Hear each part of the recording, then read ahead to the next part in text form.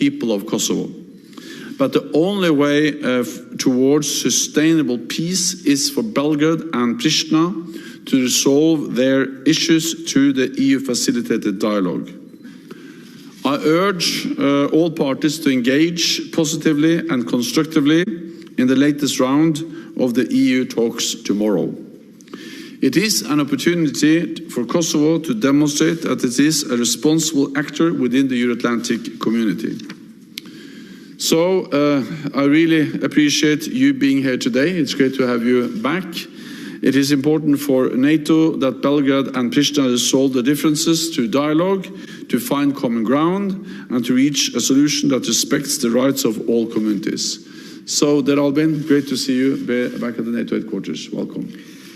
Dear Secretary General, dear journalists, ladies and gentlemen, I'm glad to be here jointly with the Honorable Mr. Stoltenberg, Secretary General of NATO, following our meeting in which I emphasized the intentions of our government and our country for the future. My government and I, as Prime Minister, are committed to ensuring that our policies are fully in line with shared Euro-Atlantic values. This is our determination, and it represents our political identity and our historical orientation. On this occasion, I want to express my highest gratitude to NATO. In the past 23 years, NATO has made an extraordinary contribution to freedom, the reconstruction of infrastructure destroyed during the war, and the security of our country and our citizens. The contribution of NATO to the establishment, development, and professionalism of the Kosovo Security Force has been an exemplary success. Thanks to the close cooperation and coordination with KFOR, as well as to the professional advice given by the NATO Advisory and Liaison Team, Kosovo Security Force and its members have reached a high level of operational skills and capacities. All these are built and developed in accordance with NATO standards to be compatible and interoperable in joint missions and operations in the service of regional peace, security and stability and beyond. For this reason, we are very honored by the trust placed in the KSF to support NATO's humanitarian operation in the evacuation of Afghan citizens since August of last year. We are ready and committed to contribute to every NATO operation and project with all the capacities we have. We have a clear vision. We seek membership in NATO. This will enable us to give here and elsewhere what freedom and peace-loving democratic countries and nations gave and still give to our country and citizens. In this regard, membership in NATO's Partnership for Peace program is a stepping stone. Kosovo has demonstrated its commitment to protecting and promoting common principles and values, as well as its commitment to contributing to security and peace, not only in the region but also in the world. The threats, risks and challenges that NATO faces in the current security environment are felt by our country as well. Kosovo's institutions and citizens in the current situation have reason to be vigilant about destructive approach of our northern neighbor towards Kosovo and the region in general under Russia's detrimental agenda for Europe and the Balkans. We are fully committed to economic development, to welfare of our citizens, democracy, human and minority rights, security for all and safety for everyone, therefore to the rule of law and constitutionality. Dear Mr. Stoltenberg, the government of the Republic of Kosovo, as always, welcomes your support, but above all, your dedication to sustainable peace, security, and long-term stability in our region. We stand strong and together. Thank you. Okay, we'll start with RTK Kosovo. Tuhin RTK, Kosovo Public TV. Mr. Stoltenberg, you have emphasized several times that KFOR would intervene in case that stability is jeopardized. What needs to happen apart from barricades for KFOR to intervene, having in mind that Serbian military officials haven't excluded the fact that they would enter in Kosovo territory? And to Prime Minister Kurtin, do you accept the qualification that both sides are held responsible for possible escalation? And if I may, the second question regarding the possibility to become member of PFP, are you aware of political obstacles that consensus is needed for accepting Kosovo in PFP, and we have 4 non-recognizers in NATO? Thank you. First of all, what NATO can do, I think we have to start with the fact that NATO is in Kosovo with close to 4,000 troops. And that is currently our biggest military presence outside NATO territory. And that demonstrates a very strong commitment to peace, to stability, to the Western Balkans, to Kosovo, and also a very strong commitment by NATO allies, reiterated at the NATO summit in Madrid, that we will fulfill the UN mandate, which is the basis for our presence in Kosovo. So, well-trained, well-equipped, well-led NATO forces from NATO allied countries and partners. Just the presence of these troops helps to de-escalate and prevent violence. Second, when needed, we have demonstrated again and again that we can deploy and increase our presence, for instance, in the north, as we have done over the last weeks. So we can do that again. We can further increase, and we also have, for instance, regular patrols of NATO KFOR troops also in the north.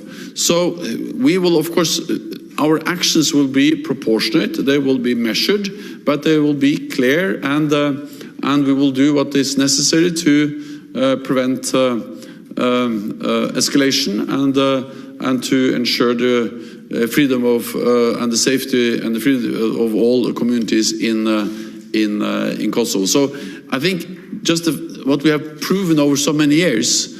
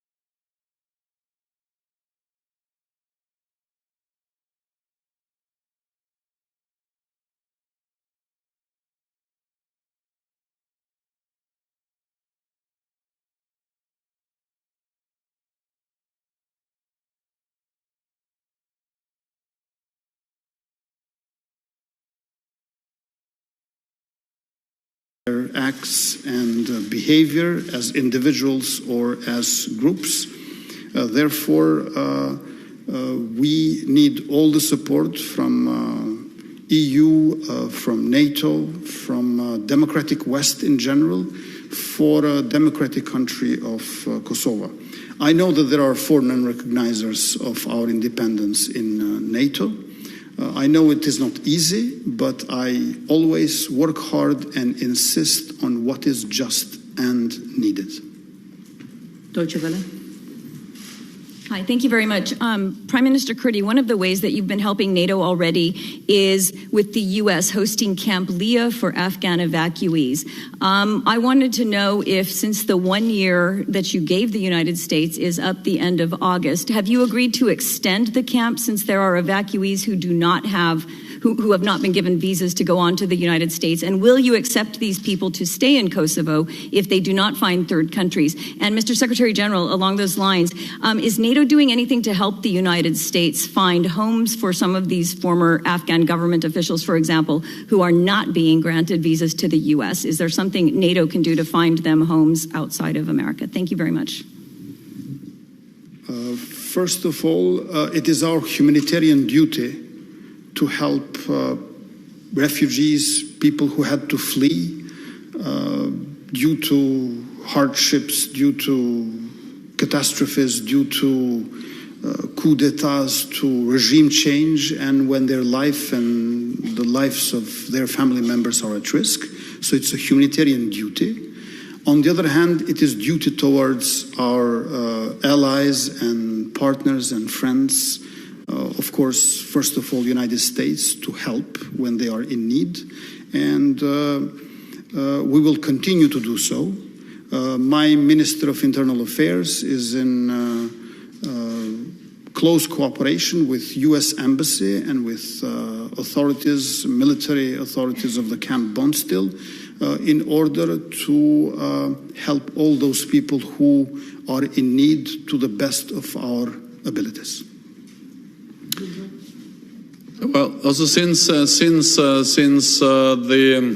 evacuation out of Kabul, thousands of people who have worked for NATO and NATO allies have been resettled in many different NATO countries, and I know there are still some remaining ones, and NATO allies are still addressing that together. Bloomberg. Thank you so much for the question. Natalia Dresiak from Bloomberg. Prime Minister, I just wanted to ask, would you consider dropping your plans to switch license plates for the Serbs? And Secretary General, not related to this topic, on Ukraine, do you have any indication of who might be behind the blasts in Crimea that we saw yesterday and last week? Thank you.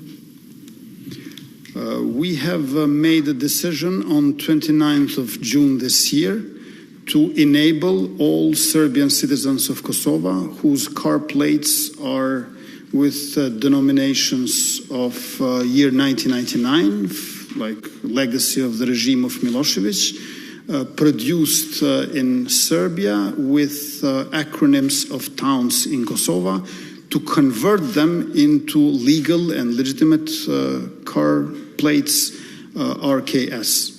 To this end, we have started a campaign to inform all Serbian citizens, but also created certain financial incentives. So during this conversion of car plates, Serbian citizens will not have to pay excise and custom duty and a value-added tax, which for one car goes up to 5,000 euros. We will continue with a campaign of information, and we will also implement this conversion of car plates.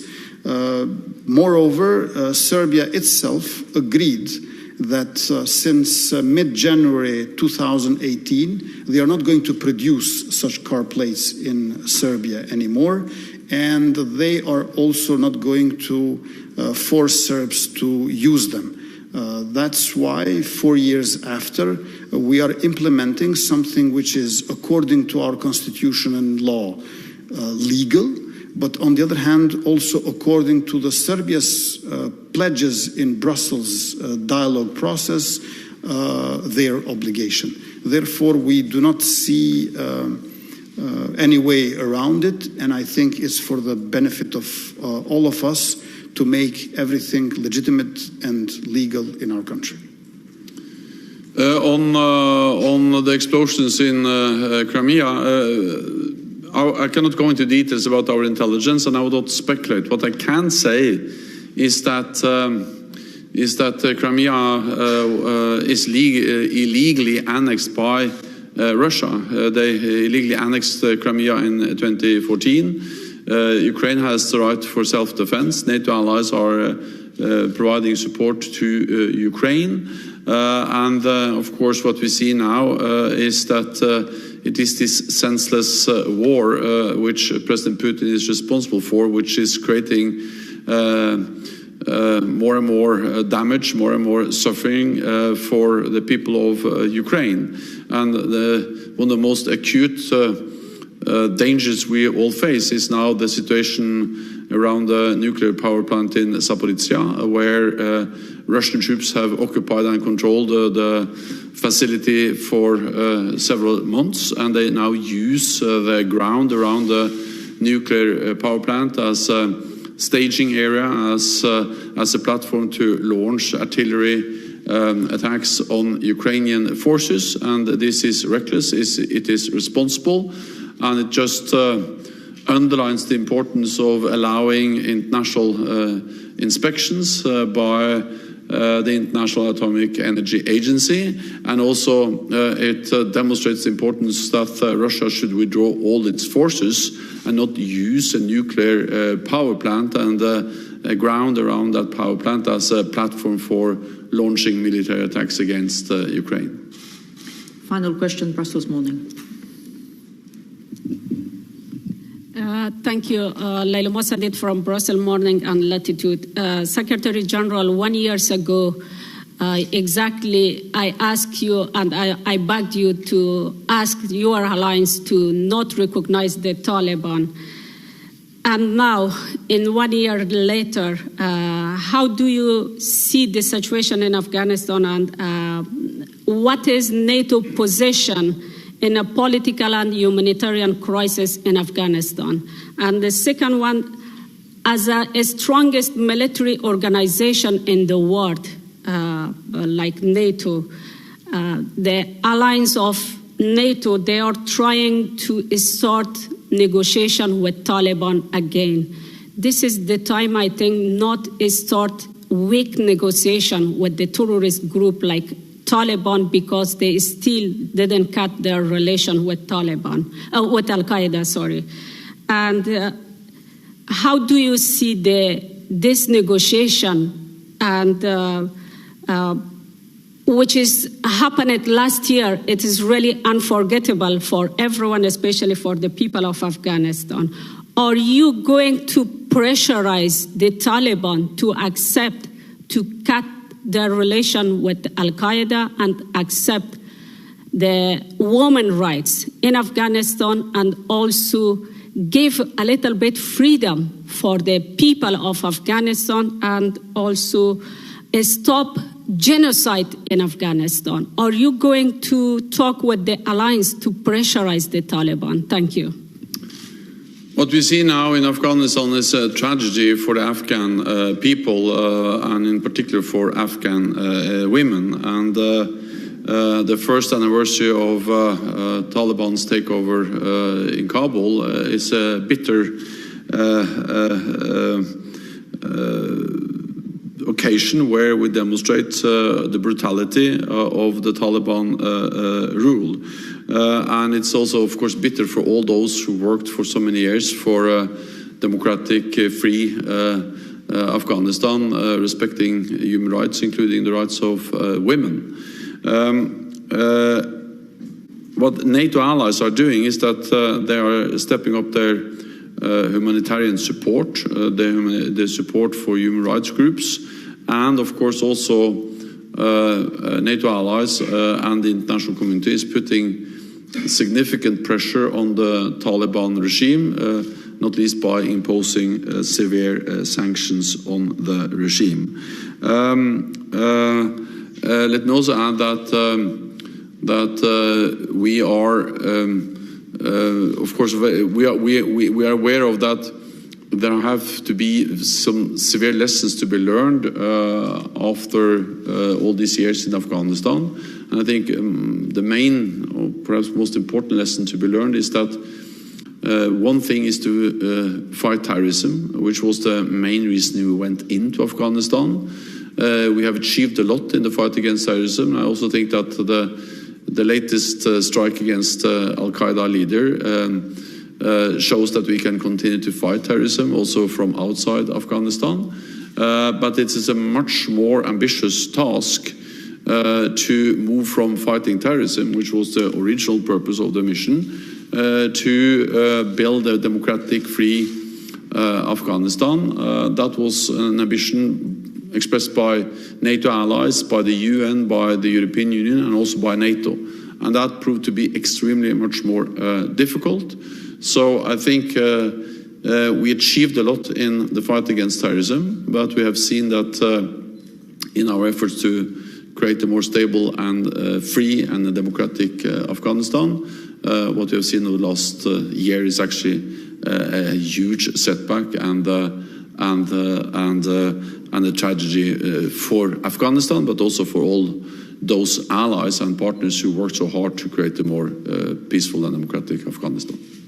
Thank you very much. This concludes this press conference. Thank you.